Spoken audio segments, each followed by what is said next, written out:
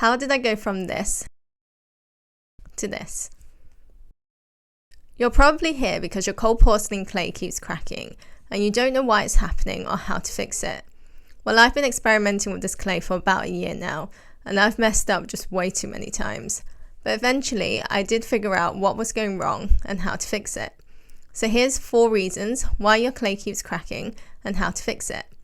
We'll do this the same order as you would approach this clay. So we'll start with the making process, to the sculpting process, and then the drying process. The first reason is that you've overcooked your clay. And this can be easily done, especially if you use the microwave to heat it, like I do. And it could be so very slightly, like say 20 seconds over, but this can easily change the texture of your clay and make it more prone to cracking. Here's an example of one of the first batches I did, which is really overcooked, and you can see just how stiff and rough the clay texture is. The key is to heat it slowly, so here's my microwave timings for reference, but every microwave is different, so do adjust this accordingly. Make sure you mix the clay really well in between each session. This allows the clay to cool down and heat up more evenly. I try and break down any parts that seem a bit more cooked and mix it into the rest of the mixture. Once the mixture really thickens, but before it turns into a dough, I would change the timings to about 15 seconds, just because the residual heat will continue to heat the clay as you're stirring it, but also you'll need to leave the clay to cool later before you knead it. So during that time, I do find that the clay will continue to thicken. The ideal consistency should be sticky on your fingertips, but not sticky on your palm. If it's not sticky on your fingertips, then it's likely overcooked. And you don't want it to be a firm dough straight out of the microwave either, as that means it's very likely overcooked.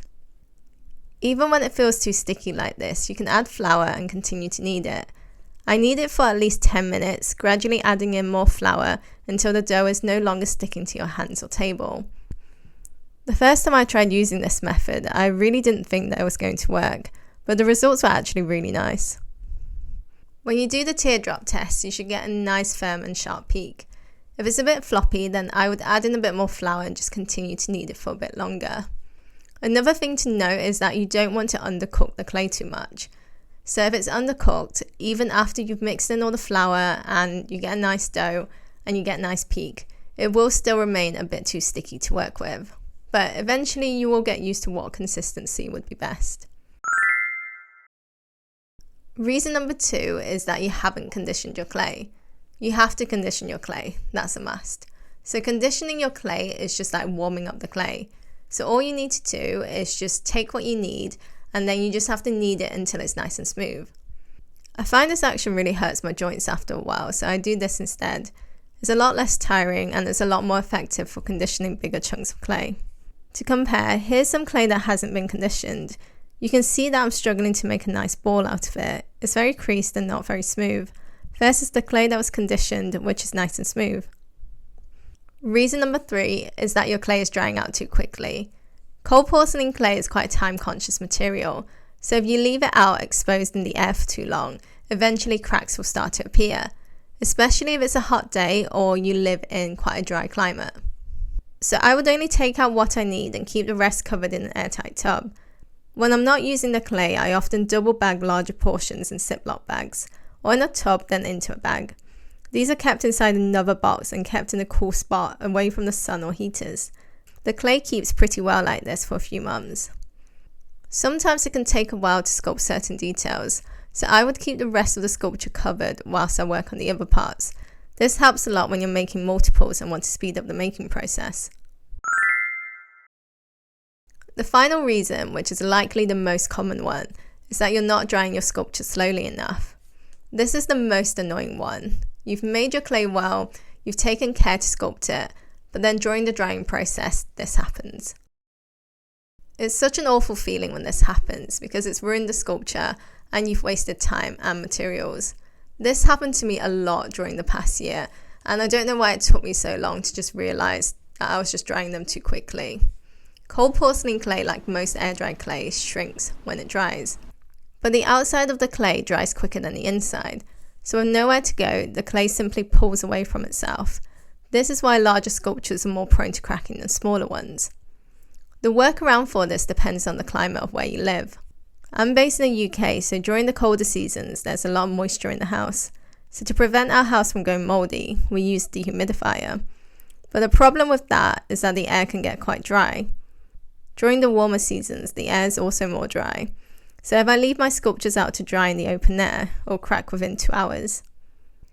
If I put it inside a container with the lid slightly open, it still cracks. So this is what I do instead. I line the box with a white cotton mix sheet. Then I place the sculptures in with the lid completely on. Use a smaller box if you're making less, of course. I leave this for a few hours, then I air it for about 40 minutes. Then I put the lid back on. For the first few days, I air the box twice a day, once in the morning and once in the evening.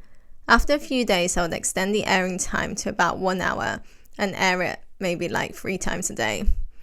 After a couple of weeks, I would extend that further. The cloth helps to cushion the sculptures and prevents water building up underneath. Just make sure that you use a white cloth or lint-free material. Otherwise, the lint from coloured materials will stick to the sculpture. Also, make sure that there's no creases in the fabric, as the clay will pick up any marks. Here's some further notes. Moisture will build up around the side of the box and under the lid, so make sure you wipe that off now and then. You need to air the box regularly, or the cloth can get mouldy. Also, it helps lower the humidity inside the box so the clay can dry more gradually. Keep the box away from heaters and any particularly sunny spots, as it'll get too hot inside. There's the risk that it'll dry the clay too quickly, or it might get wet and soggy inside. For my larger sculptures, it takes over a month to dry these properly.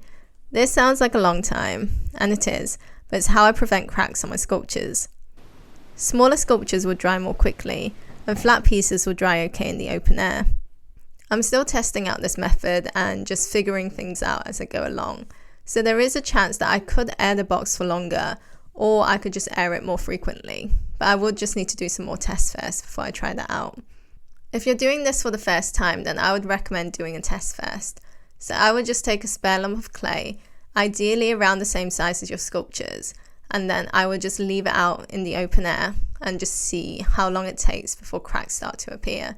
So I would just monitor it every half an hour or so and just make notes. I found this out the hard way, but when you first flip your sculptures over, the bottom will be a lot softer than the parts that was exposed to the air. So when you first flip the sculptures, you need to keep the lid on for at least the first few hours before you start airing it again. This is how I messed up my cats. I flipped them over and then I started airing it straight away, but the change was too drastic and they all cracked within less than 40 minutes. If this happens to you, or if you notice small cracks starting to appear, then you need to reduce the airing time. So what I did is I moved all the cats that were cracked into a separate box and just kept the lid on to help it dry slower. Then I would just air the box for a few minutes each day and just wipe away any condensation that's building up inside. Eventually the cracks will start to shrink and close back up. So smaller cracks, they will very likely just disappear. You might not even notice them. But bigger cracks like these will leave a mark. So these are my tips for how to prevent cracks on cold porcelain clay. If you have any other suggestions or tips, or just any questions in general, then please feel free to just pop them in the comments and I'll try my best to answer them all. If you found this video helpful, then do consider liking and subscribing to my channel, as it just encourages what I do and it just means that I can continue to create more content for you. And if you're still watching, then just thank you so much for watching to the end, and I'll see you next time. Bye for now.